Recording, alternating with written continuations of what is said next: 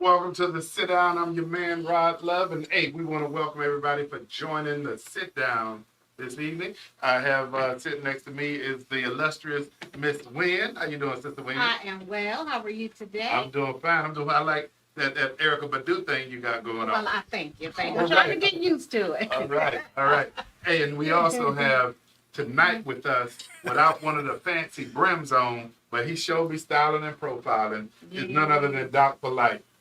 See, he always has it. He always has it with Always got one nearby. You always got one nearby. How you doing tonight, Doc? I'm good. How was y'all weekend? Hey, man, weekend was great and blessed. What about yours? Same. Highly favored. Highly favored.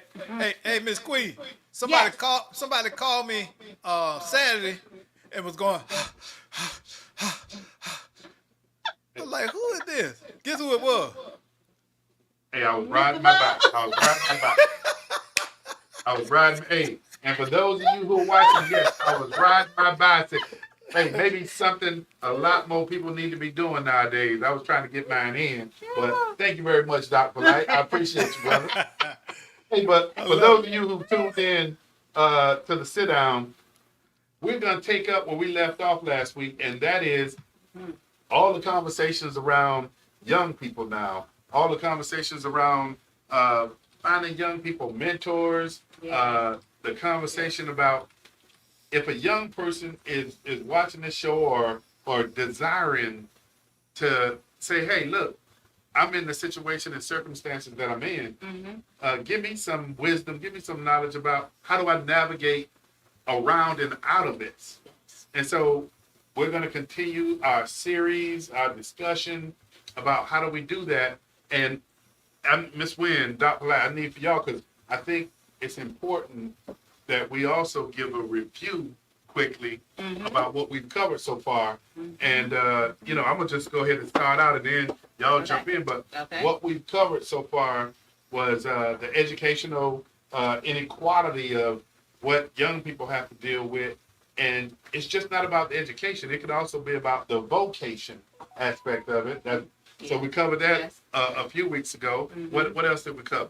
We covered Go ahead. violence and crime in the neighborhood. How do we curb that from that neighborhood? Well, when you come in at night, you feel safe. You can go to sleep and you're safe. And how do you be self-aware of violence and crime and some of the things you can do to prevent yourself, if at all possible, from becoming a victim, but also some of the things you can do to make better decisions. Doc, what was the other one? What's the next one? The next one is poverty.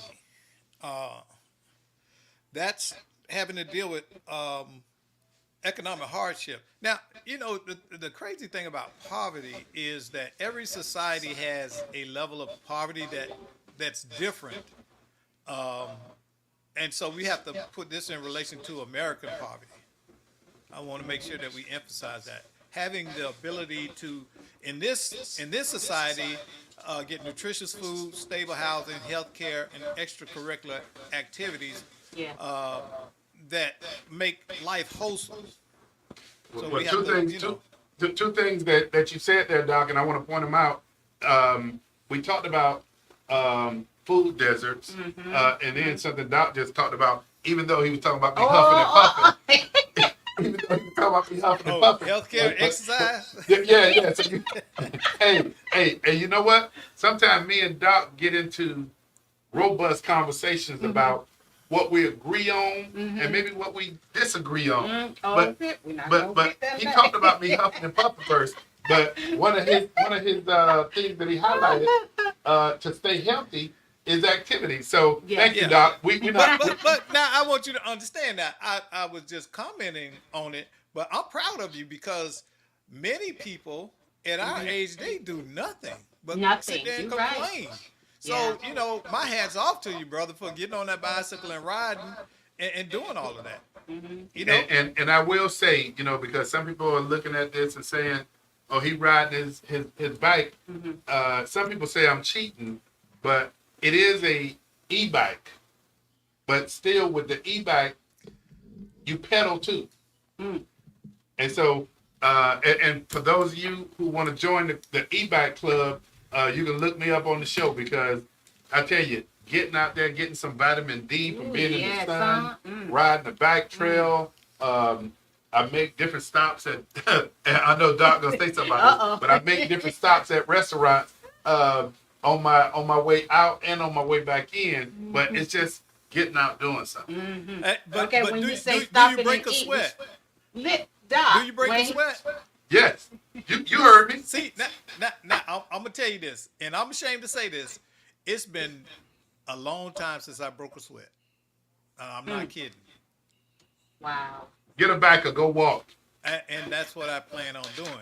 Wow. I told you why my bicycle hanging in the garage. But that takes us to number 4, and I think we covered this last week. Yeah. Health disparities. Yeah. Do we want to bring that back up, Doc? Yeah, that's right. Cause Doc, yeah. See, we ain't gonna go there because we going through. We're giving people a briefing on what we talked about, and Doc and I got into this back and forth last week, and I apologize to those of you who had to witness that. Doc said health disparities is. He asked the question: was it a behavior or was it a disease? No, that's not what I said. What did you say? That's not what I said. What did you say? I talked about diabetes. Oh yeah. Diabetes. Yeah. So Yeah. thank you, Doc. Thank you. So you said diabetes. Is it a behavior or is it a disease? And we said and both. the only reason I brought that up in that way, I don't want to dismiss anybody that deals with diabetes. That wasn't my point. But in this country, we tend to sugarcoat and cover up stuff by how we label it. See, we by labeling it as just a disease, people believe it's something they have no control over. And you absolutely do have control over being a diabetic. You really do. If you talk to any doctor that's worth any amount, he will tell you, yes, you do have control over being a diabetic. But Okay, most so people don't. Do we want to go back into that No. argument discussion? No. Okay. No, let's move on.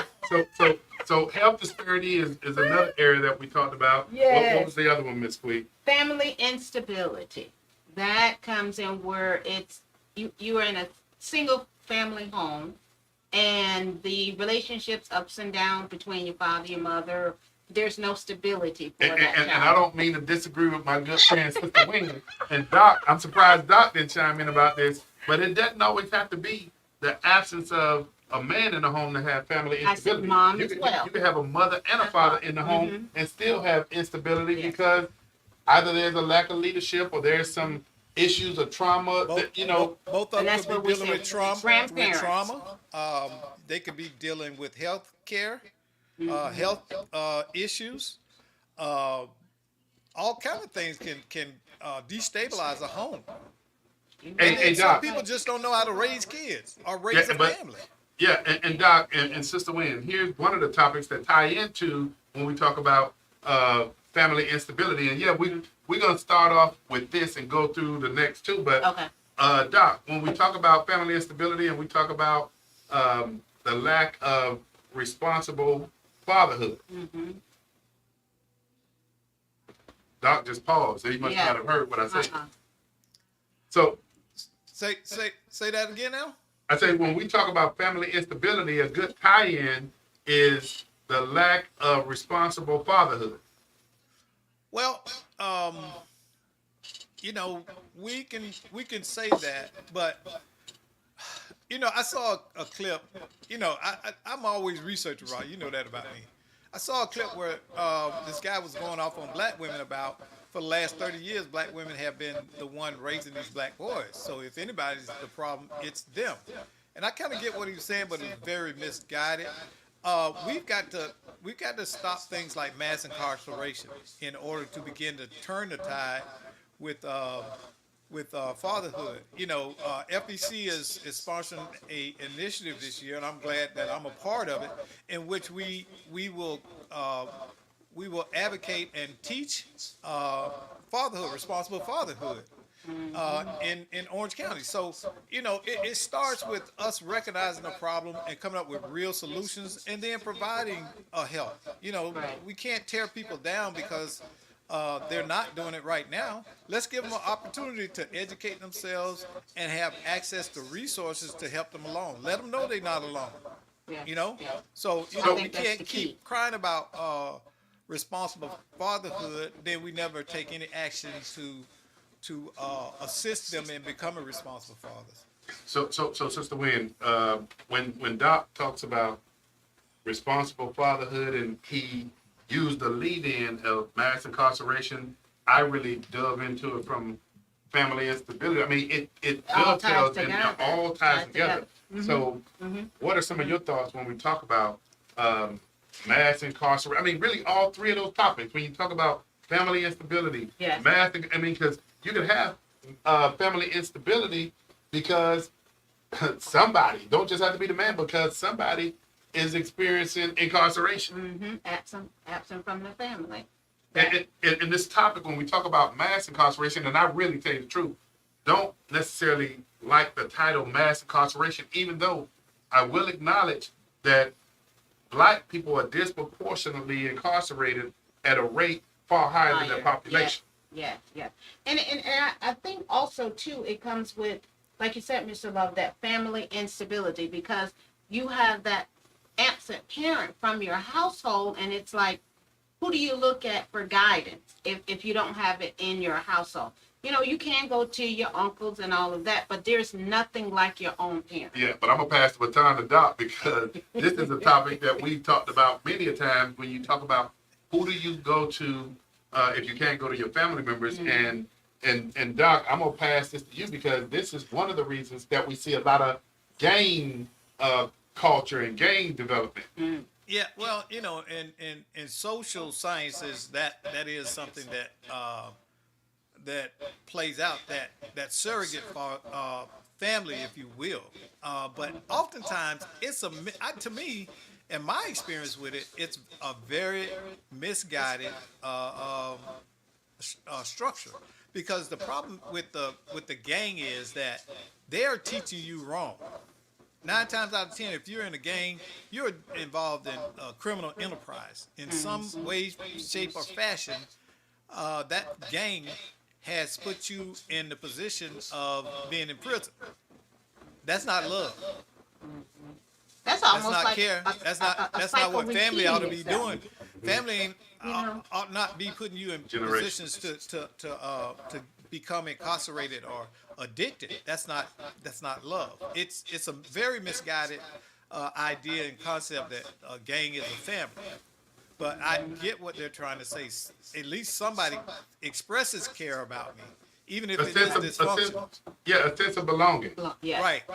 And that's what it is.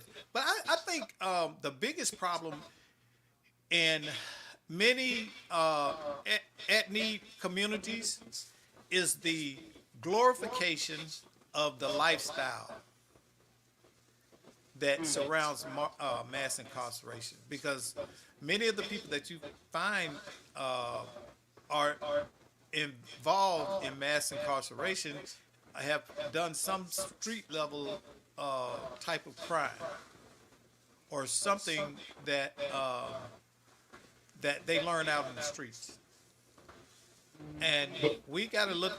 We got to look at the fact of how it's glorified. It's glorified in culture. Go to Tubi. Most of the movies on there about Pookie got sent up the river. Now he's home and he's trying to go right. Okay, or Shaquana waited for Pookie to get out, and they trying to make a go of it. You know, all of these struggle. You know, it's like struggle theater. You know, the average black story is a story of struggle and the system against us. But I really believe, I mean, the title, mass incarceration, it's there for a reason. I don't discount disproportionate minority confinement, but then on the other side, and here's the topic, Miss Wynn, Sister Wynn, you and I have this conversation, Doc and I have this conversation.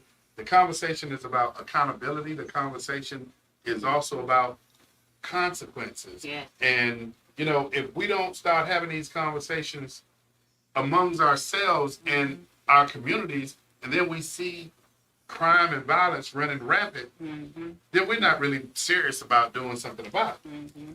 That's true, Mr. Love. But see, we accept the reason of deflection surrounding mass incarceration. Think about this. Okay, let's say you live in Ocala, right? And they got a hunting area out there. I forgot what it's called. But you can go out there and you can hunt hogs, you can hunt bear and all that, right? And you know that a certain season comes up and you want to go out there, but you want to go out there dressed as a bear, and it's bear season. What do you think is the likelihood of you getting shot? You get what I'm saying? So when you look like a bear and you go where bears are hunted and you do everything a bear does, the probability of you getting shot are pretty high. Well, you know, Doc has his analogy. I'm gonna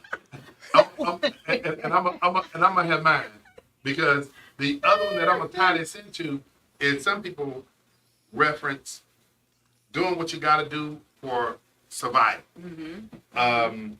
And Doc, you know, Doc and where Doc grew up, we've heard Doc have conversations about where he grew up.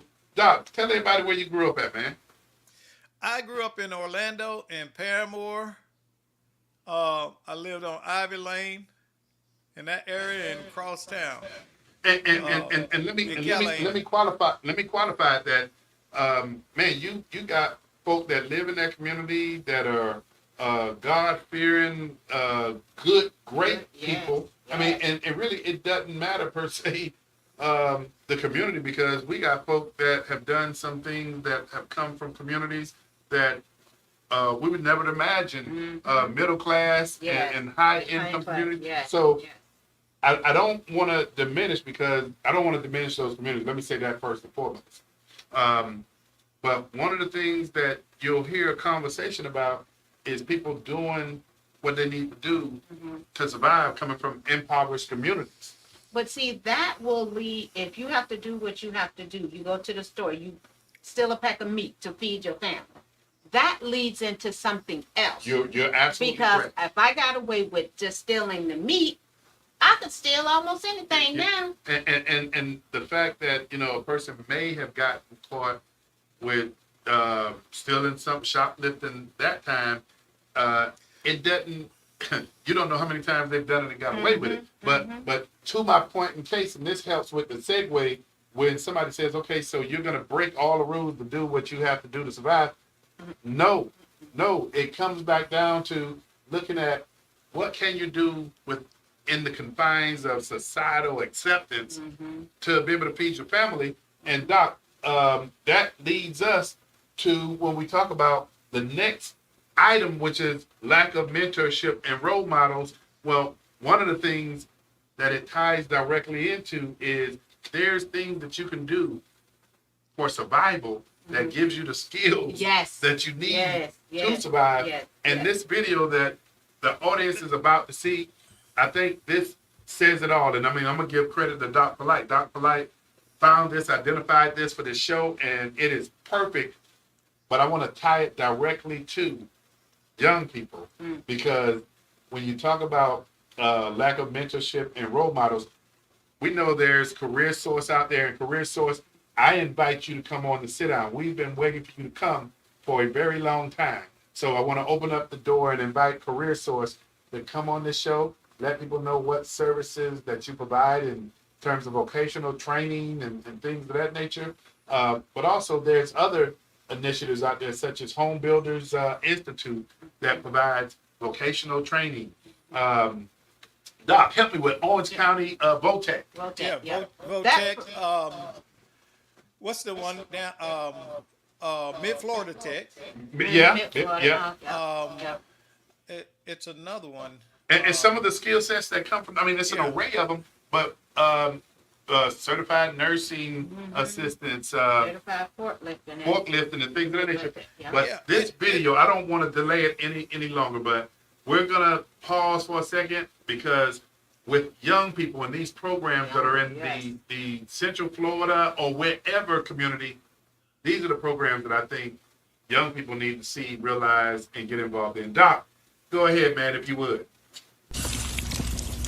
Isaiah Clark White never considered himself a plumber, so Monday the 14-year-old prayed for no leaks to come out of this copper elbow. We're testing to see if the pipe will leak because we soldered all these on. When it came for the moment of truth, It's on.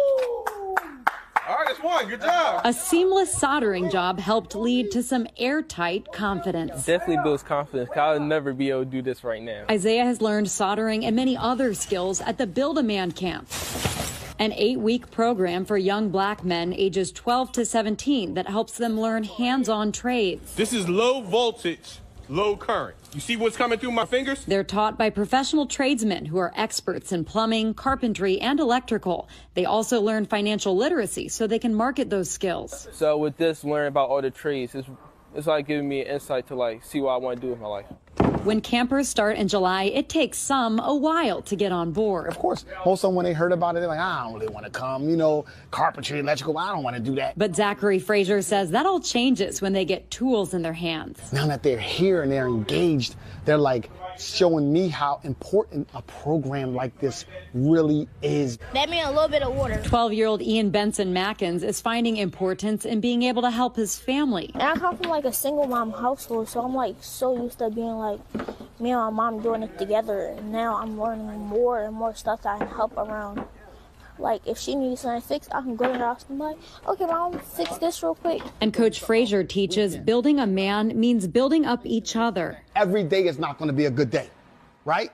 But that doesn't mean that you give up. And he wants to show these young men the most important tool they have is community. Eva Anderson, CBS News, Philadelphia. Hey, welcome back to the sit down. And what you just, Doc, if you would, encapsulate for everybody what they just witnessed.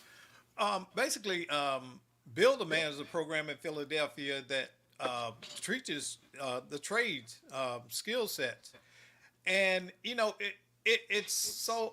I watched that clip when I first saw it. I watched it 3 or 4 times because it really resonated with me. The things that men do. Here I'm seeing black men taking care of future black men, providing them with a path forward. Okay? Now they just got to keep them from making a turn off of that path. And these guys can go on to success. I don't know when the last time y'all had a plumber in your house, but a plumber makes good money. Hey, Doc, Good money. Electrician too. And Doc, on that note, and to you and Sister Wynn, let me ask y'all, because I saw quite a few young men there. Let me ask y'all, what do y'all think really compelled those young men to show up at that program like they do? Because, you know, we've had programs that, you know, I'm not going to mention the organization that they were paying for slots for $3,500, $4,000 for young people to go through 7 weeks and get their certification. And unfortunately, it was like pulling teeth that they had to actually go knock on the door to get these young men up in the morning, provide transportation that wasn't included to get them to the site to get this vocational training. So I ask both of you again, what do y'all believe it was the motivator for these young men to show up? I think for me, for what I've seen, they just wanted to try something. You know, it wasn't anything that was mandatory. It was almost like our little gentleman that we're trying to help build his skills. You know, if I'm just going to go try it and see what it's all about. And like the man said, once you get that tool in your hand, And both of y'all, I didn't mean for that to be a trick question, because I am curious, because we do have this that takes place often, that we got to figure out what can be the motivator. And Doc, you're about to say what you thought. Looking at it, the first thing that jumps out to me is that many of these boys look cared for. They look like they have someone in their life who has invested the time in talking to them, pointing things out to them, not allowing them to get caught up in other situations, and have an idea that you need to have a direction. Then being proud that they're choosing. You know, Did you see did you see the little 12-year-old yeah. that says he's in a single family with his mom? and then things starting to break, they can fix it together. They can fix it together. Right. But you know So- something? I'm glad you brought that up, because what really impressed me was this young man, the moment of truth came when they connected that water hose to this pipe that he had to weld. This, what was it, Doc or Sister Wynn? Was it like a copper? Copper soldering. Yeah, and so the moment of truth came to see if he soldered that correctly, because, you know, we all homeowners here. The last thing we want, like Doc said, is a leak. Yes. And so the moment of truth came, and I was looking at this video, and I was looking at this young man's face. Man, you just don't know how far it goes when you have a sense of accomplishment and you see, man, Yes. Oh, yes. I did I that. did that. Man, Yes. as a young man, when you find out that you could do something that you thought was going to trip you up and impede you, when you found that, you feel like Superman. I had that. I thank God for that moment in my life when I was 19. I had something happen, and I was so afraid that I would fail at it, and I came through the thing with flying colors, and that gave me the confidence. That's where Doc got swagger. That's when I started getting my swagger. That's when you got the swag. That's when you got swag. And I knew anything I put my mind to, I could do it. Nobody could outdo me. So I've always been competitive. But here's the beauty of it. Those were young men that we were talking about. Think about how this works on different levels, because we're never too old to have that sense of accomplishment, to get our arms around something, and rolling out the responsible fatherhood initiative. And I got to give credit to Experience Christian Center, who will also be a provider in Orange and Seminole County with providing these services. But on top of that, older men that have been, let's just say, mismanaging or not understanding their finances. We have Pastor Hezekiah Bradford that has taught financial management, financial literacy. Pastor Bradford has taught this for years, and he's one of the few pastors that I can say that has a church that's been paid for 29 years. You know, I mean, really, a church that's been paid for, and you talk about almost 30 years. But Pastor Bradford also goes out and teaches. I don't know if he's done it with young people or kids yet, but I do know that he's taught financial literacy to grown men. And when we talk about financial literacy, some people think, oh, you got to have some money in order to manage some money. No, it's what you're making that you can manage. And Pastor Bradford, again, he will be part of the Responsible Fatherhood Initiative by the Florida Economic Consortium. He'll be partnering and going in and teaching men how to manage their financial literacy affairs. And you don't have to be in a situation where, oh, I'm, making six figures. No, you can be blue collar. You can be making minimum wage. And Pastor Bradford can actually come in and teach a class about how do you manage what you're making, how do you pay yourself, how do you take care of your obligations, and still have something to manage.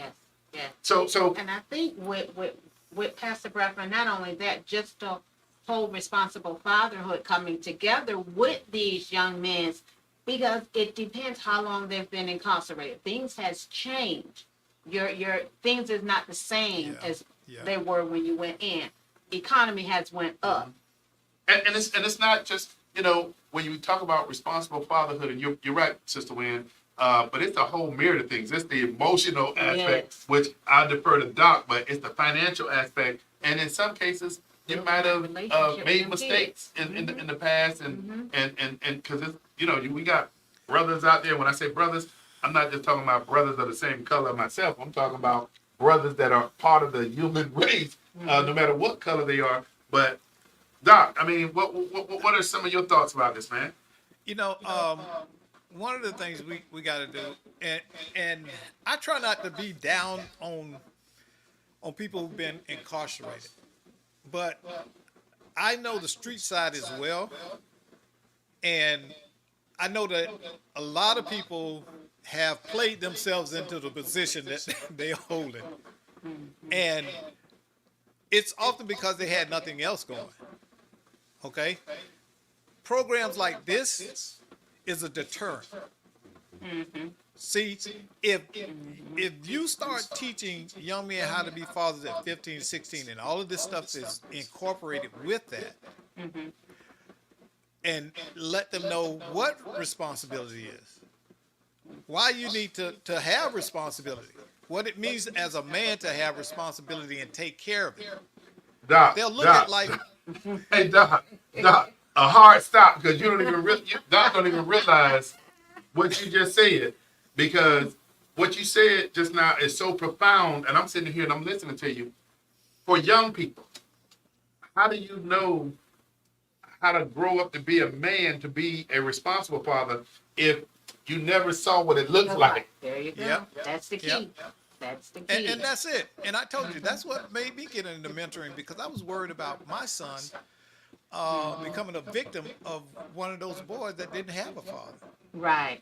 Right. And so Right. I would take him and his little friends, and the thing, man, God has a way of reminding you stuff. I talked to a friend of mine Saturday. He lives where the city I used to live in, and he reminded me. He said, "Your son complaining about you." He said, "Man, y'all was inseparable, and you'd have him and all his little buddies on Saturday, and y'all go out to the ball field and all of that stuff." And I say, "Yeah, I don't think about those things because it became a second nature to me." Right. Right. And I wanted those kids to see a black man who was strong and unapologetic about it. But then that goes and back that to had a standard. that goes And back so, to what, yeah. And what I so, said earlier. go Go ahead. ahead, Doc. Yeah, and so we have to understand that, like Ross said, I love that, my brother, because you hit the nail on the head. If they have not seen it, they cannot be it. And that's just the reality. That's So that all you generation. guys that are not out there in their lives, y'all need to come back. We're not judging you. We telling you they need you. They need to see you. Give them the confidence that they can go forward. Even if you messed up, let them know. Take responsibility for it. Doc just opened up the door when I talked about what would compel people to come to the table, what compelled them young men to show up, what's going to compel men to give up their time, because we're not asking of any money, anything like that. Just giving them your time to role model. But you about to say something, Ms. Wynn? I was going to say that brings it back, Doc, when that parent father wasn't around, that generational. Well, we always say, how do you break that generation curse? This is almost like a curse because you haven't seen it. So if you haven't seen it, how do you know what to do? But I got to jump in here. Here's the hook for me. And I don't know what's the magic or the miracle to this. And it came out of my mouth.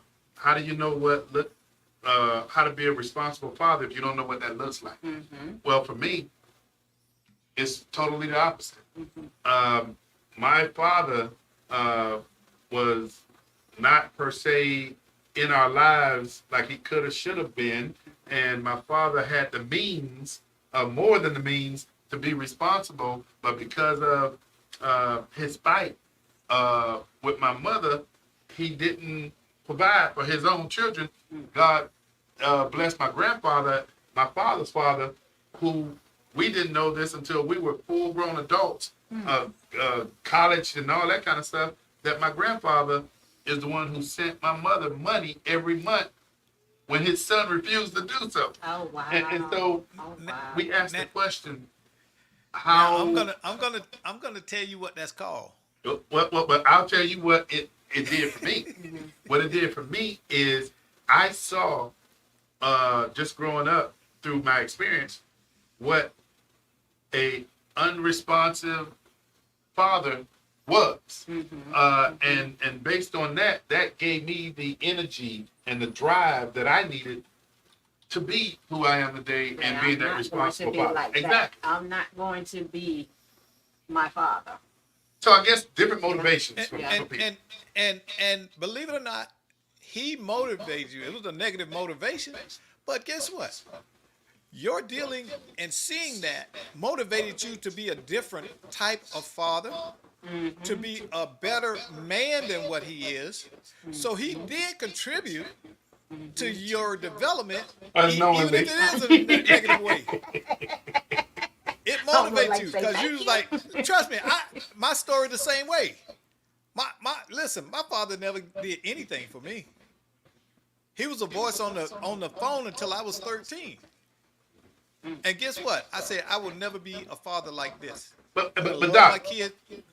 and Miss and Sister Wynn, I apologize that me and Doc doing this brotherhood thing going on. But I will say to you that I am not proud of how I came to be what I am because man, if I could go back and turn the hands of time, I would have loved for my father to have been a responsible father and to not have only taken care of his children, but because it's not all in the money. The money plays a role from the standpoint of helping provide those necessities. But I had to look and watch my friends' fathers role model to their children what a responsible father was. And thank God that I grew up at a time that's not like this. No, Not like this. that's when you had the whole neighborhood taken care of. That's when you talk about a village to raise a kid. That's when it was a village that raised kids. Yes. But How do we get again, back to that? That's what I'm. it's never coming back. It's never coming back. It'll That's never so come sad. back. We can keep hope alive though, Doc. No, You just killed we're that not. dream. No, we're not, Jesse. No, we're not, Jesse. We ain't keeping no hope alive. Listen. This is what has us in this pickle because we as a people are so we dream. We believe in the dream.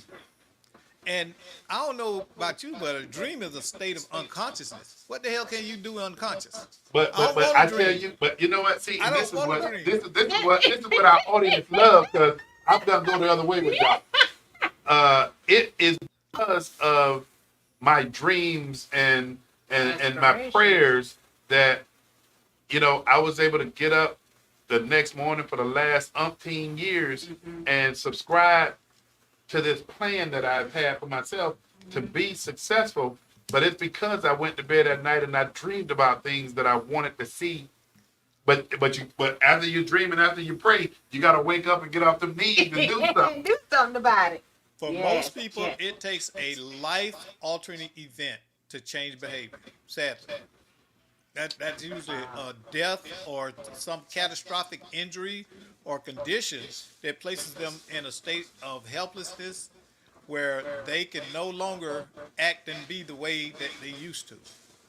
So the reality is that mostly everything that we're seeing now has become based on behaviors. And as long as society tolerates behaviors, antisocial behaviors, it's going to get worse.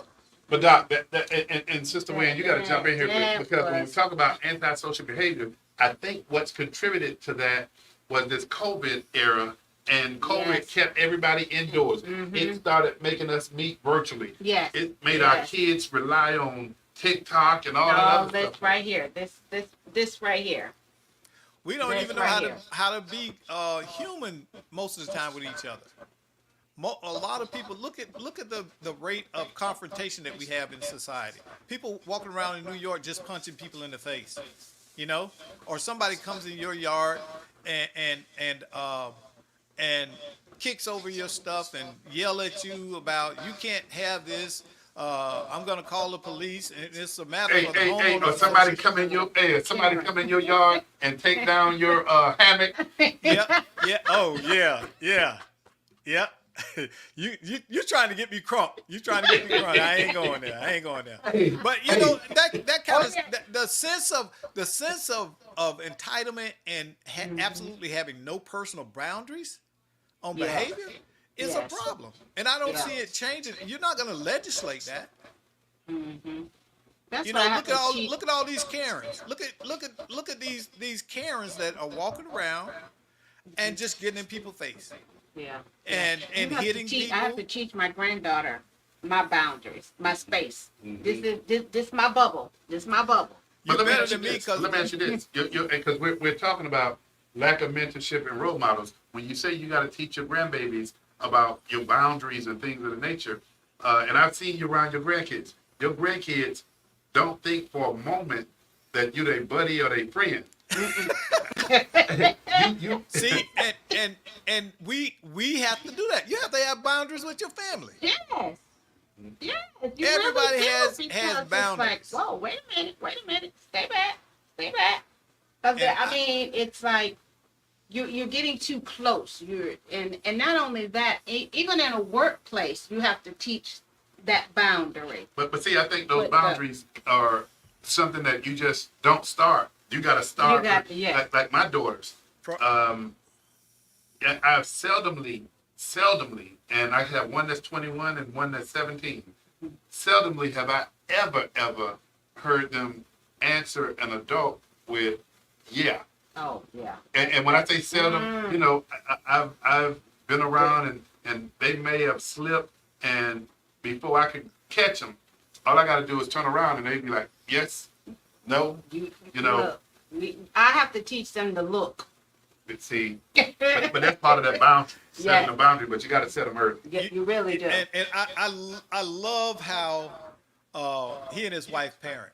I won't leave her out because she has to be the balance on his shoulder because Rod get buck wild, but them girls. When he say buck wild, he mean I'm just rich. But you always have a balance. Hey, Miss Quan have to come in there and smooth things over because Rod will take the car and sell it. See, But you spend all the money in your bank account, I'm selling that car. Hey, my girls understand their limitations with me, and my girls understand. I don't settle for good. I don't settle for great. I settle for excellent. Mm-hmm. You have to teach them Yeah. that. You really do. Yes. I'm telling you, and we've had this conversation. That is going to so equip them to be women, great women, because they have learned not to just accept stuff. I don't have to accept this, you know. And my girls are older than Rod's girls. My girls are 30 and above. They're gonna be mad at I'm talking about the age, but they came up with the same attitude. They just don't accept foolishness.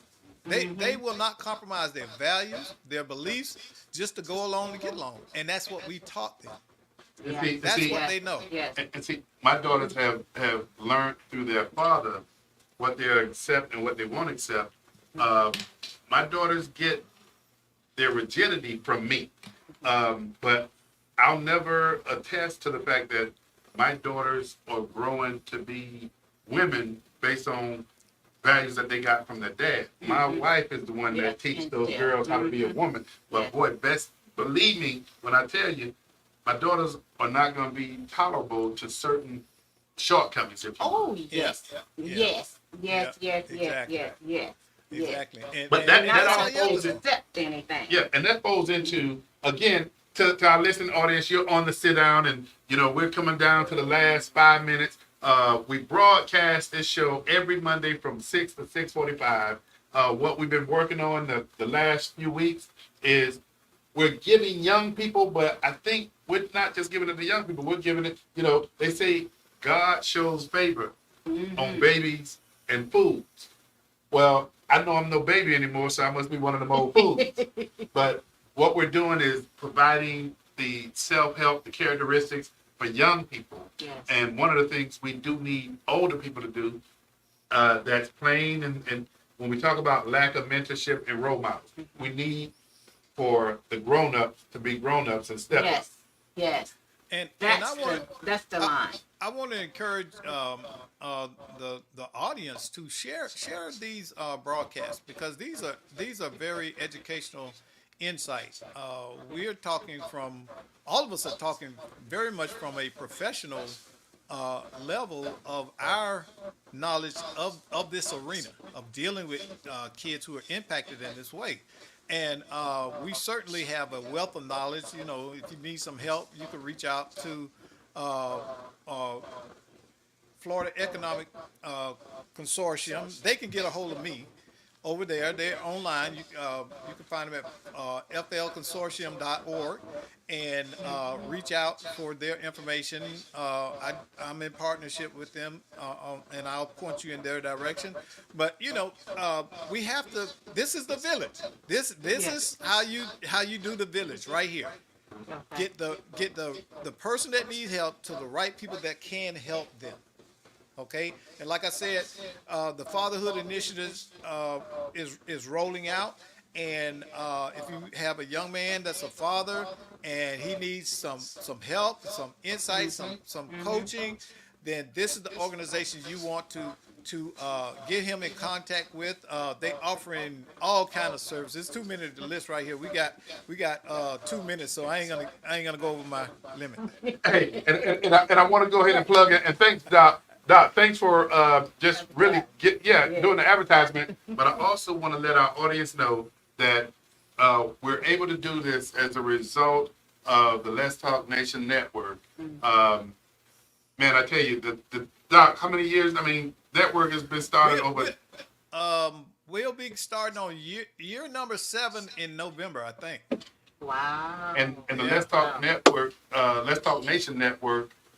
Started when Greg and I was on WOKB radio, Yes. and I'm proud to say that we have a executive producer who really knows how to make us shine. Doc Polite, thank you. But again, Florida Economic Consortium wants to thank Let's Talk Nations Network for allowing us to be able to broadcast. But there's a myriad of things. Sister Wynn, you oversee major production. When you look at services that are provided in the community, your input on the show is invaluable, but these are the things that we have to do. Yes. Yeah. Yes. So, come and join us on Monday evenings. The number to reach me at is 407-494-2406. And once again, my name is Shaquita Wynn.